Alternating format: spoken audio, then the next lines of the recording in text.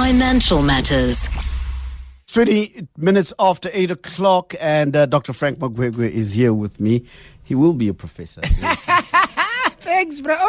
Dr. Frank, I believe it implicitly. I believe it. I'm working hard on it. Press ahead. So understand us as the wind beneath or behind you, right? Yeah, in my corner. Absolutely.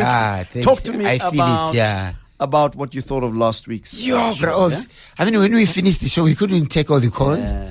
And you ran across to me and said, that was a great show. It was a great show. Because I think we were able to get people to learn about finance in a fun, easy way. Yep. Just if I really think about my life, and exactly as you said, you could go to any point in your life, we didn't tell you where, and you just said, this event happened. And so this is the advice that I would give. And there's so much power in that. Because it's really about learning from what didn't work. But you know the other interesting thing, bro, because I had a lot of people, I'll tell you about Mabuto, the other guy I met, and he talked about our show just now. But and what we were talking about was the show made him realize also that you can't hold on to mistakes. You got to release yourself. That didn't work. I learned from it and I want to move. So I think those are some of the things that really got us to get that number of courses. People just wanted to share. This is what I learned. But it's not, I mean, remember the call about investing. And your shares go up. And now I've learned, I try to put a little bit of money in easy equities, right? So I'm not going to be stuck on regret on the mistakes that I made. I'm going to learn from them and move on. And I really think there's power in that. I think also that, and I keep going back to this conversation whenever we have conversations around finances and advice around personal finance. That a big part of the reason why sometimes people don't hear us is because of tone. Yes, correct. And tone, I'm talking about what the message feels like to the receiver of the message, not just what the intended purpose of the message is. And that is usually encapsulated by tone. And many times people feel judged. People feel like there's a finger wagging at them to say, you stupid fool, you don't know how to run your finances. And I think that the process of having a conversation that says, what would you say to yourself? Because you're in charge of your finances. Precisely. Right? About your finances in your more advanced age and experience and hopefully wisdom. You then are in a position where you can say to people, to yourself, these are the things that I wish you knew. These are the things that I wish you understood, but with the right tone. And you know, Bra Ops, you just triggered a thought that part of what we want is conversations about money in the household. So I grew up when money was a taboo. We just didn't talk about it. And so part of this learning and reflecting empowers one to look, if you've got young adults, if you've got young children, you can empower them through storytelling to also learn about finances so that we are able to stop what happens primarily around money. And this is it. Most people learn through trial and error. We repeat mistakes that other people have made. Whereas if a parent, an uncle, an aunt tells the story and they laugh and say, I was young and impressionable, I did 1, 2, 3, the message lands better. I mean, let's talk about the tone, what you're saying. Imagine my daughter turning 23 this and say, she wants a little Hyundai i20. She needs a car, right? Just think about that. There are two possibilities there, bro. When you talk about tone, right? There's going to be, Nana, if you really thought about whether you need a brand new car or not. Then we talk about insurance, we talk about your 23. The cost of ownership. And the cost of ownership. And really, how many times do you really spend in your car, right? You see, that is very different too. Let me tell you something. You never buy a new car. It's madness. But I have never had one. I haven't made that mistake. So I can't connect to your experience of buying a new car and regret it. And that's what you're saying, right? Absolutely. So my little boy is 6 years old. 7 years old, just turned seven. he worships sweets. Yeah. I can imagine. No, at that age, everyone, yes. He loves these sweets. I mean, you see the guy absolutely relish. Different types of sweets. Yes, and he sits there on the corner and decides which one to eat first and which one to eat last. And you see the dilemma in his face when he's busy thinking, oh, do I really need to share this? And so we were having a conversation. He nicked a 10-cent coin from me. And there was almost pandemonium. Yeah, when uthanda imali. And then we caught ourselves in the conversation to say, but wait a minute. We've just taught him that 10 cents will get him that sweet. Yeah. And he loves sweets. Yes. Right? Yeah. So instead of saying, yeah, when uthanda imali, and start having a conversation about money and what it means and so forth, and how to connect it to this thing that he loves so much. Exactly. We caught ourselves in that process and said, first of all, if we keep this rhetoric about, you must not love money, you love money, you love, of course he must love money. Yeah, absolutely. If he's going to have the right relationship with money, we must foster his love for money, but in the correct way, 100%, right? Yeah. And we caught ourselves in that process. We said, well Mama, done. Do you see what we're doing here? Yeah. Do you see? We are continuing with the inculcation of a particular way of thinking about money because we were brought up that way. Yeah. And look at how we are poor here, man. we're poor. Yeah. So we do need to be able to understand that there needs to be a conversation. Yeah. An intergenerational conversation. Absolutely. That has a number of elements in it. Experience. Yes. The understanding of the fact that this is not your experience. It is the other generation's experience. Absolutely. Oh, that's a difficult thing for a parent, right? And then thirdly, to understand that perhaps these people are having their own experiences. Correct. You know? And maybe they must experience it and then learn from it themselves instead of you trying to make them not make that mistake. So I've already got a couple of calls, and we are talking about what would you say to your younger self as far as personal finance is concerned. And remember, we are opening up the scope. You talk about whatever it is that you want to talk about. Yeah? I remember I said to you that I believe that this idea of instant gratification is overrated. Absolutely. I'd love to take your calls. Dr. Frank, can I take some calls? Yeah, we're ready. 011-883-0702 is the number to dial. 021-446-0567. You are speaking to your younger self tonight. Ntabi is in Pretoria East. Good evening to you, Ntabi. Thank you. Good evening, bro. Good evening, Dr. Magwegwe. Yo. Hello, Ntabi. It's like you've got a fascinating story. I'm ready. The way you said, whoa, I can't wait, please.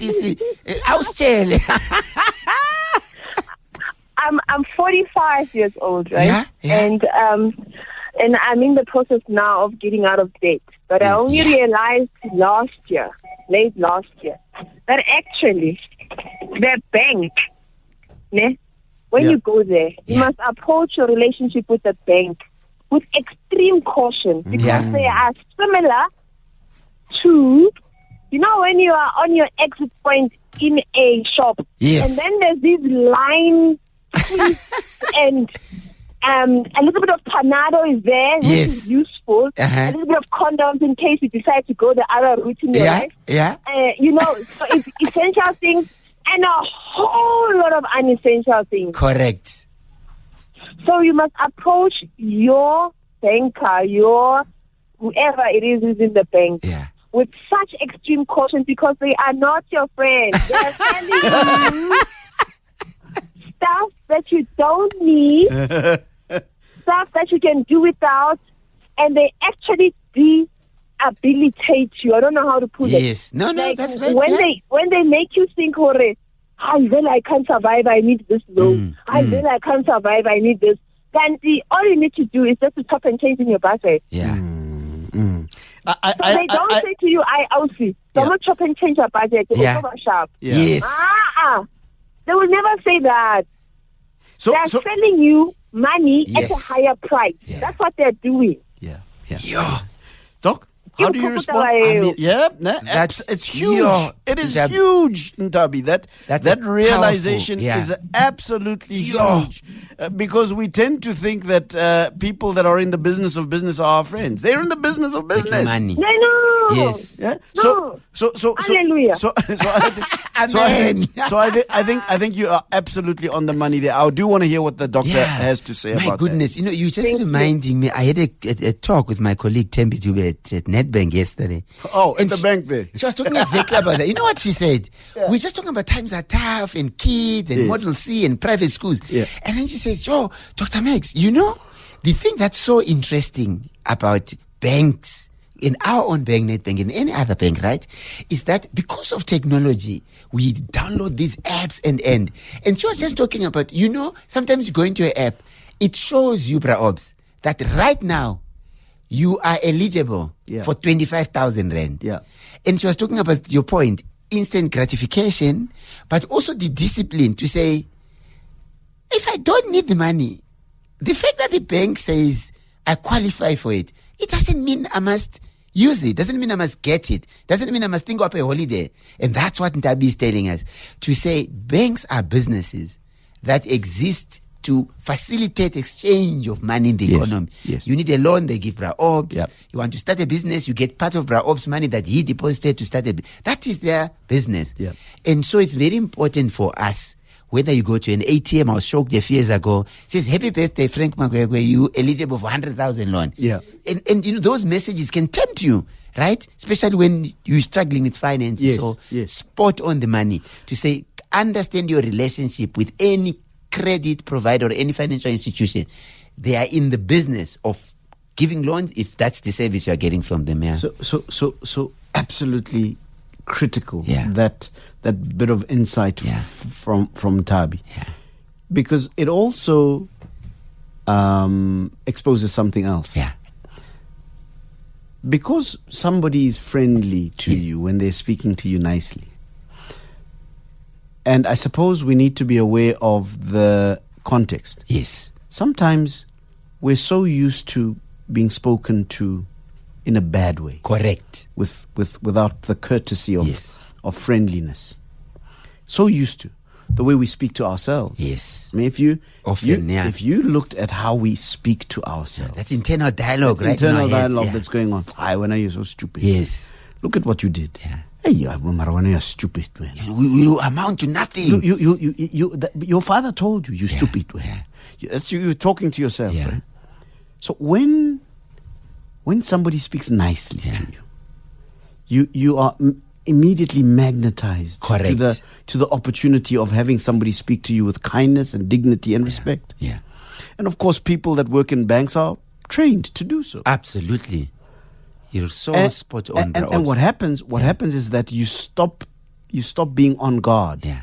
Yes. You stop guarding your own mind about the priorities of your life because it feels so good to be spoken to in a proper way. And you are spot on, Bra-Obs, because one of the things we love as individuals is messages that are personalized for us. Yep. So I have come across so many people who say, I took that loan, right, to try to solve this problem that I had. But it has now even made my situation worse. And I'm trying to understand. Tell me how you went about it. What happened? Yeah.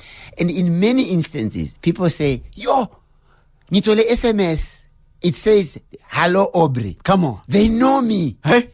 They know me. They know my name. Yeah. Should you be going through financial problems, text this number back to us. Yes. And it's so interesting how just that perception that, they know me and they are personalizing this conversation towards me. And of course, the brain plays a trick on you, Bra-Obs. If you're going through financial problems and someone says, dear Aubrey, you qualify for a 4,000 loan, you almost say, this is God sent. How did they know? Nkulunkulu na man. Wafika again. Do you agree? Absolutely. Right? So I think the insight in Tabi's call is that you need to be vigilant. It's a business relationship. Absolutely. Yeah. You need to be vigilant for your own protection. Yes. That while people are speaking nicely to you and calling you by your name, within the context of a world that has been harsh to you, that speaks harshly to you, even yourself, even your internal dialogue is harsh towards you. So the novelty of hearing a kind word can be very, very powerful. Absolutely. That's why we make certain decisions. Absolutely. That's why politicians will go to communities that have been spoken harshly to, that have been treated harshly. Then they say all the nice thing, and then we pansi futa, like that's what happens. And that psychology is always there. And I think Ntabi's call is really saying, listen, keep your guards about you. Remember your finances. Remember the reality of your situation. And don't be caught up in the... You remember the story of how these scammers, these guys that go for older women. And they'll be sweet. Sad. And then thinks, this young man is interested in Ben 10 me. is not. It's the same principle, Absolutely. isn't it? So give us a call. Give us a call. 011-883-0702. Dr. Frank Magwegwe. What a call from Tab, Listen to this. Listen to this. Steve writes to us on our WhatsApp number. He says, Hi, Bra Ops. The advice I'd give to my 18-year-old self would be... You went for 18, don't quit your entry-level corporate job to go to varsity. Wow. He continues, he says, for many people, going to varsity was supposed to open doors or at least help people get a foot in the door. But then they graduate only to join the ranks of the unemployed, even with additional degrees. Many, if not most, varsities promise their prospective students what they cannot give their graduates. In that regard, varsity is a sham, says Steve. An important lesson is that shams can be sophisticated and can look extremely legitimate. But at the end of the day, you got to pick yourself up, dust yourself off, and drive yourself forward. Says, thanks for a great show. Wow. You're the professor. That is you so talk to this fascinating. That's such an interesting one because, in our country, the moment where we really have this unbelievable, it's a crisis, youth unemployment, right? And one really finds themselves questioning, and I've come across so many young people, I'm unemployed after an undergraduate degree, I do an honors. And then I was talking even to my wife the other day, talking to, one of your nieces, and we're talking, now he wants to do a master's after honors because there's no jobs out there.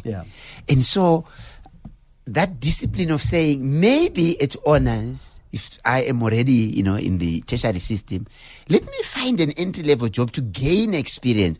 Because one of the challenges that happens is you continue diploma, degree, postgrad, but you're not gaining experience. You're getting good book knowledge.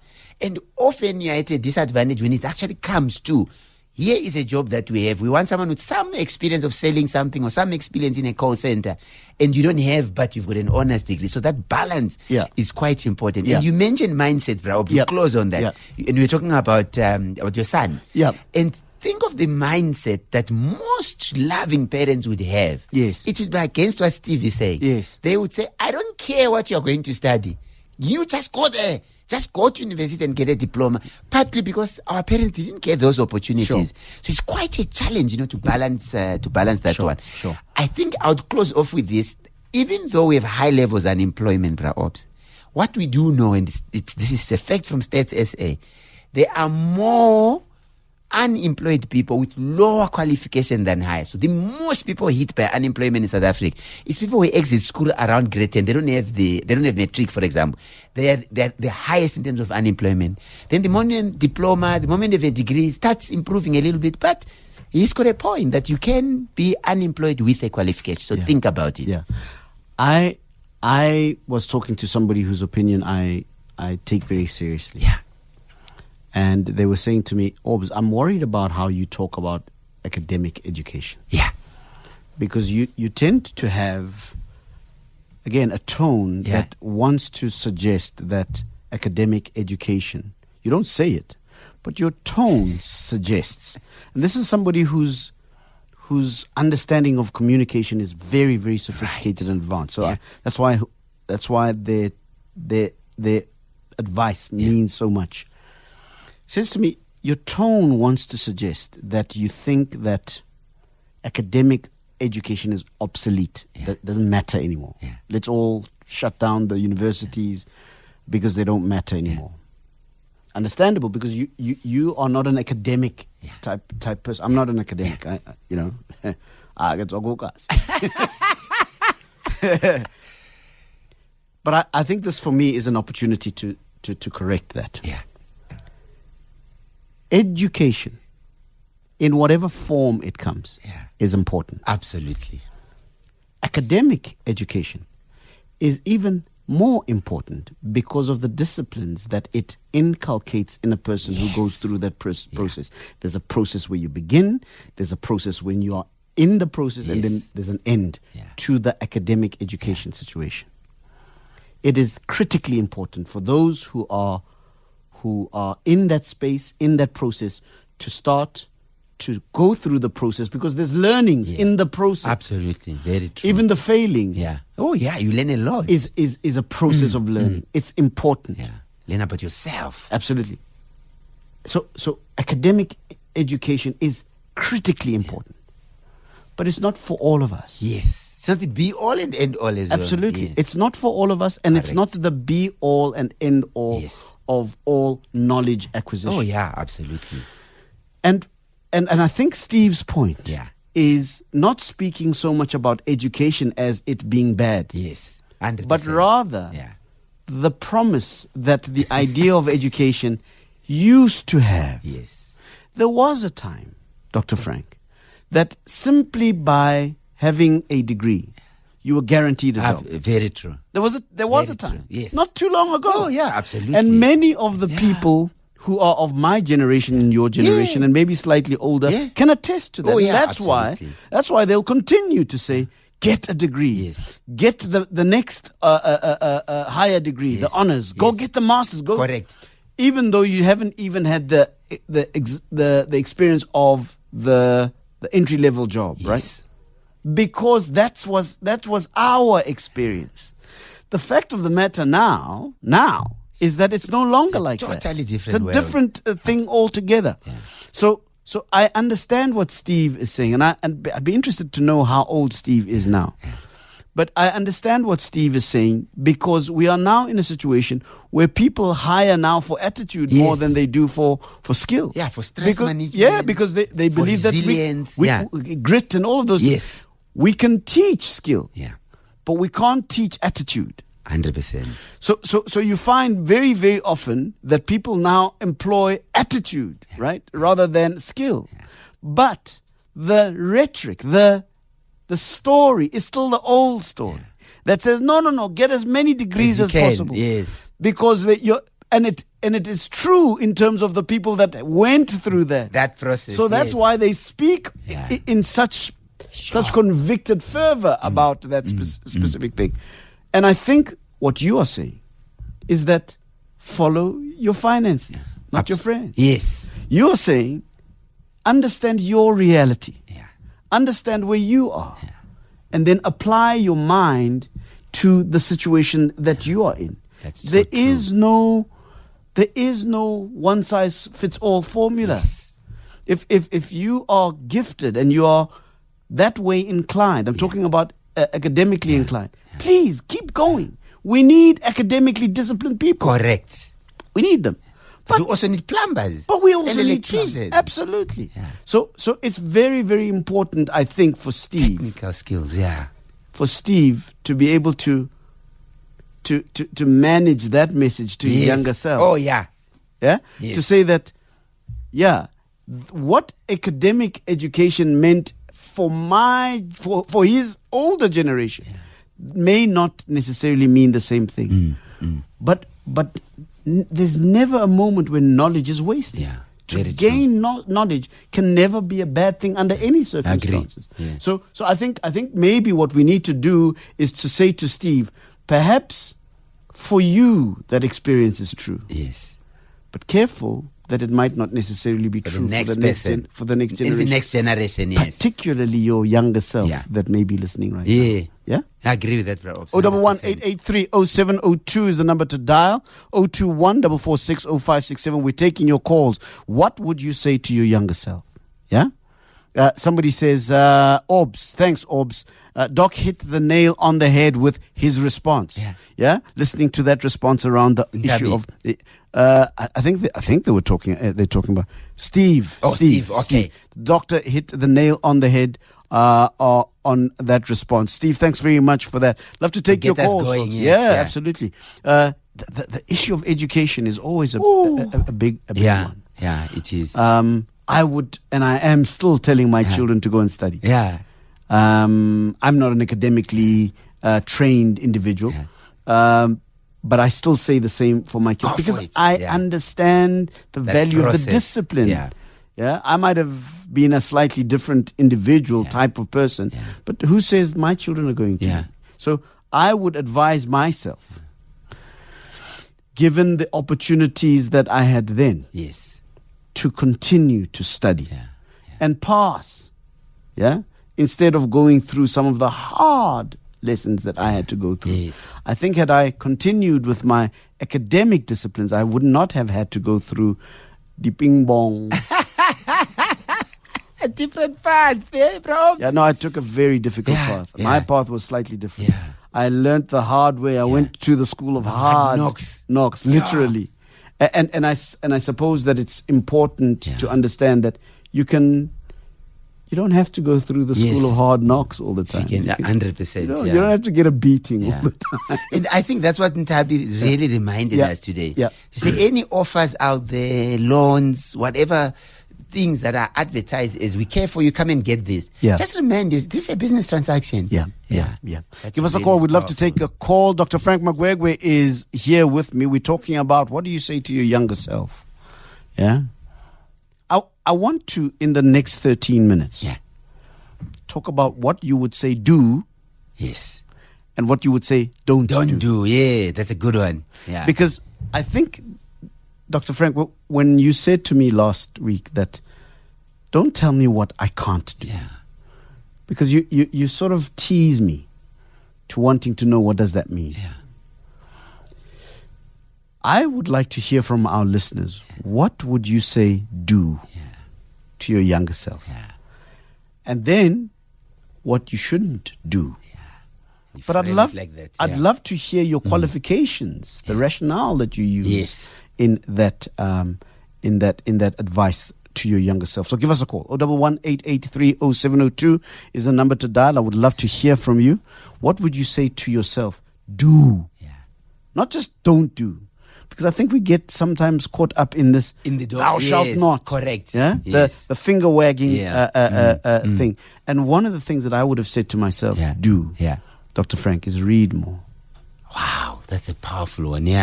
Read more. Read more, not because you want to show how many books you've read, but because you want to connect with the content of what you're reading. And learn. Grow, even if it is just one book. Read it. And if you have to read it again, the same book, read it. If you have to read it again, read it. I have learned and gotten more insight out of the same book that I've read more times than once than having to say, I have read many, many, many books.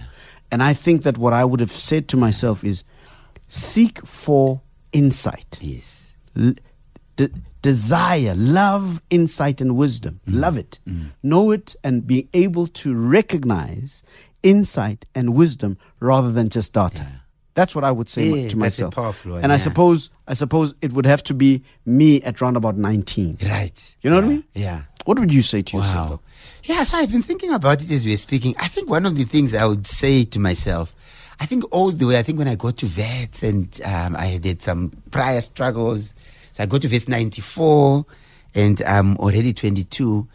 I think for me, that decade, 22, not even decade and a half to about 35. If you ask my wife, even my kids, I was a man in a hurry.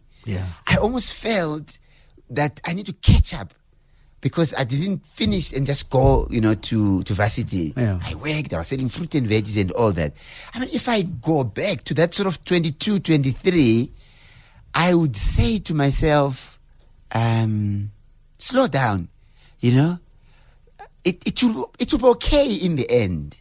Your race is your race. Your race is your race. You're not competing against anybody, but yourself. Yes. It took me 50 years to understand that. Really, it did. No. I'm being honest, Dr.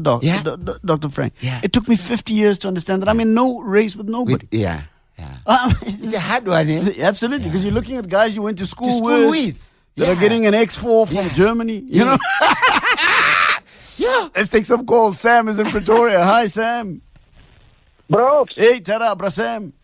How's it, bro? Hey, Tara, me broer. What is on your mind? What would you say to your younger self? Yeah.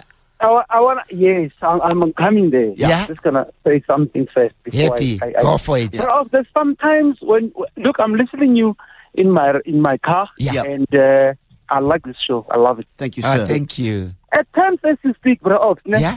it looks like you're removing your mouth on the mouthpiece. I think you're soft. Am I And I take speaking the volume soft? up. I take the volume up. Oh, I want I'm to sorry. hear all of it. Can you hear me now? No, loud and clear. But Sometimes I'm moving. Sometimes I'm moving up and down. Yes, please keep your nice mouth feedback. on the mouthpiece. Yeah, I'll keep my Everything that you say. I'll keep my mouth on my mouth. I love that. Sorry, my broer. Man. Hey, Tara. Oh, my bro, don't do that to me. Talk, let me hear you, bro. Yes, sir. Look, Yes, sir. If I have to say to my younger self, Yes. I would say, look, listen, Sam. Yeah. Like you were saying, guys, run your race. Yeah. I'm running my own business as we speak right now. Right. Mm-hmm.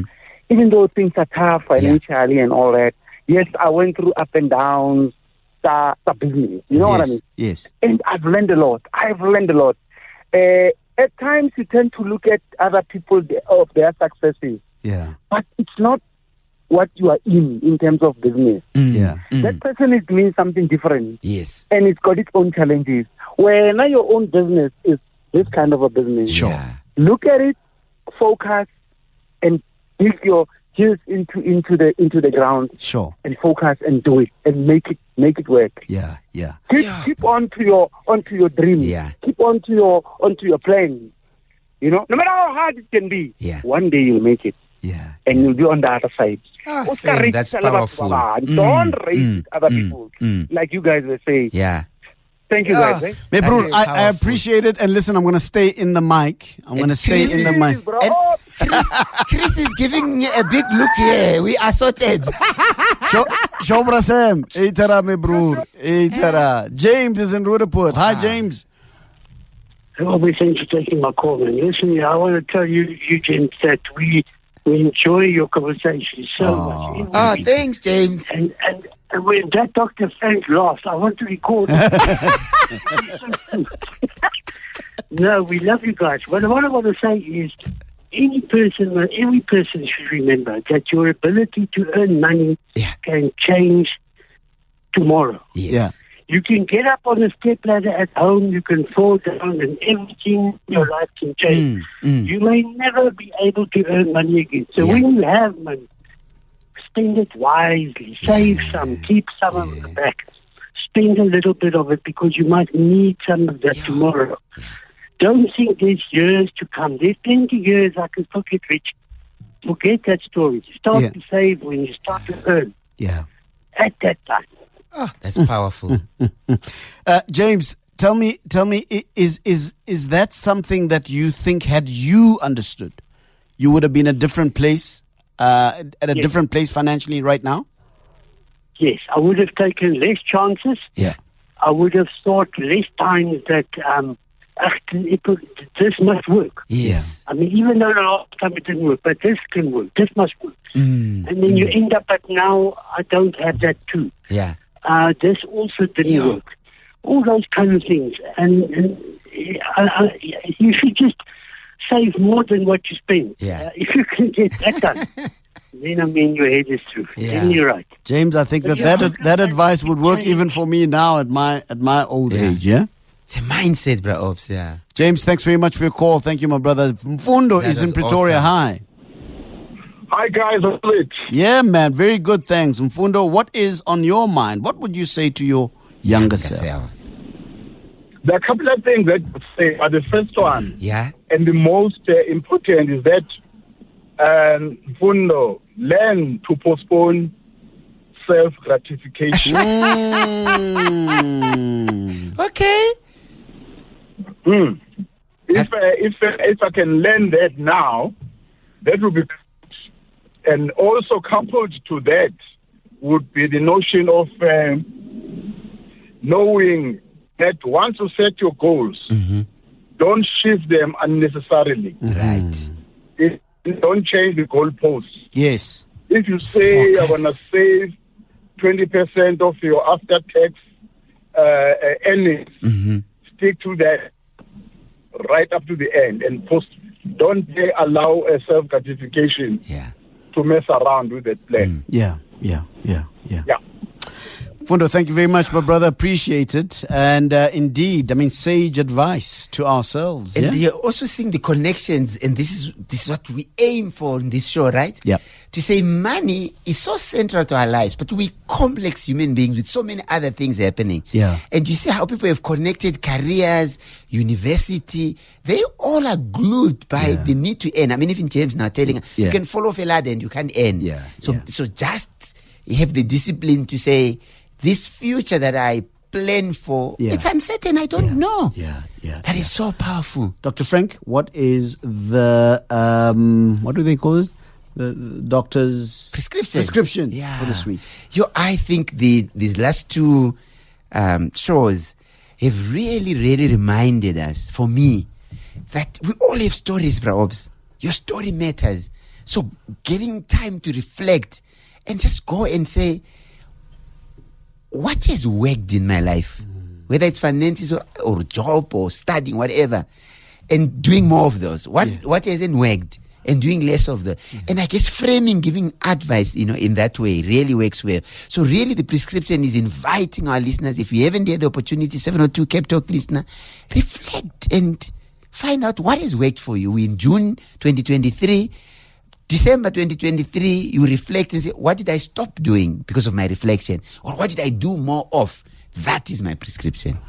Follow your finances. Don't follow your friends. I'll never forget that. That was powerful. Avril, thank you very much. I'll remember you forever for that advice. It's 2 minutes before